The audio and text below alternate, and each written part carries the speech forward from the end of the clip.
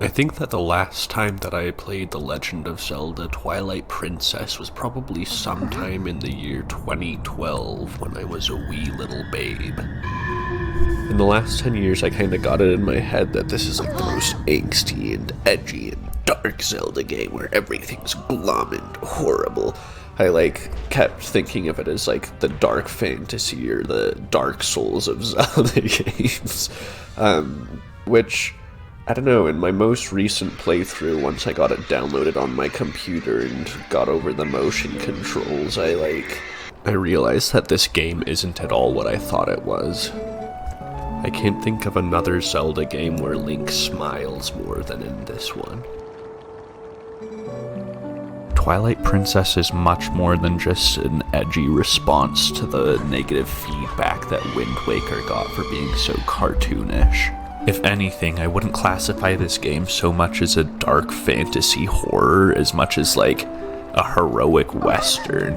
For a game named Twilight Princess, the surprising duration of it took place not in Shadow Memphis, as I expected, but in like these dusty, dry highlands where Link was fighting a bunch of goblins and saving the kids from his local village.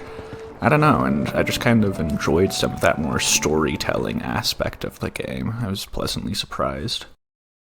But now for the real question. Of the 6 3D Zelda games that have ever been made, where would I put Twilight Princess on the list?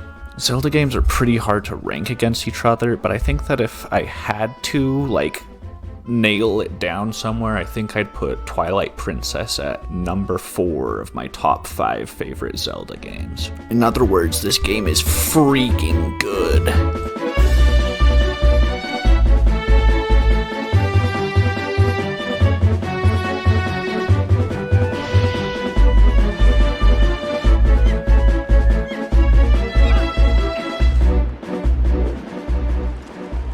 Twilight Princess is far from a perfect game, however. While it has some of the coolest temples in any Zelda game, it also has some of the worst, and what I think probably actually is the worst temple in any Zelda game. I know this is hard to believe, but I think that the Water Temple of Twilight Princess is actually worse than the Water Temple of Ocarina of Time. This game has some of the most bonkers, ludicrous cinematic boss fights of any Zelda game, so that even though it's not that difficulty-based, you can't help but feel cool fighting them.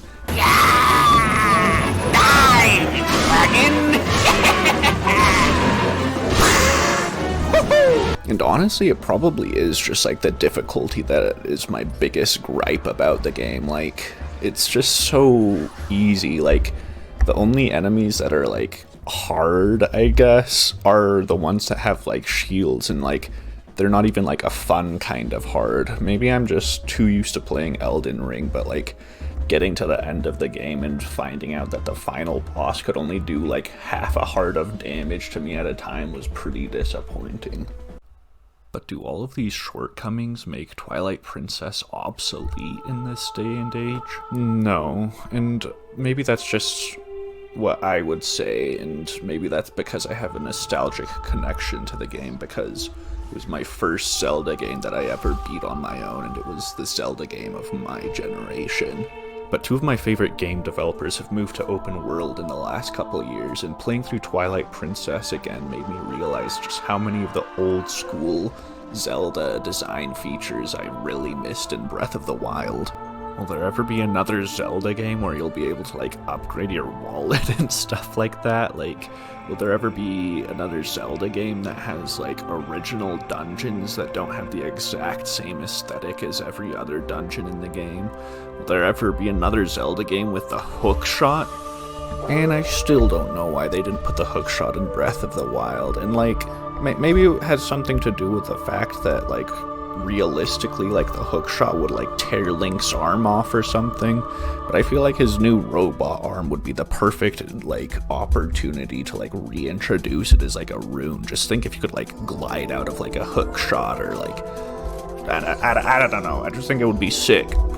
I'm extremely grateful for Breath of the Wild for being able to be innovative and try new things, but I don't know, just think they just have this huge wealth of different enemies they could bring back. they could bring back like Bulbins as like a more like advanced and developed alternative to Bokoblins. They could put back in Tektites and Pose and Eralthos. They could bring in Skulltulas and Redeads, and Deku Baba and Beemo and like Darknuts. Oh, if they brought back Darknuts for Tears of the Kingdom, that'd be so cool.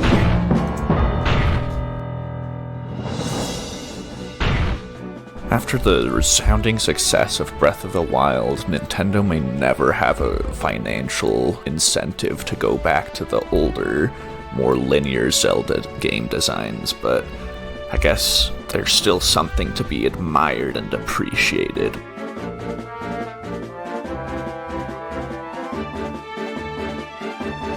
Wait, you can go doggy mode? Why the freak would they put a dog in jail?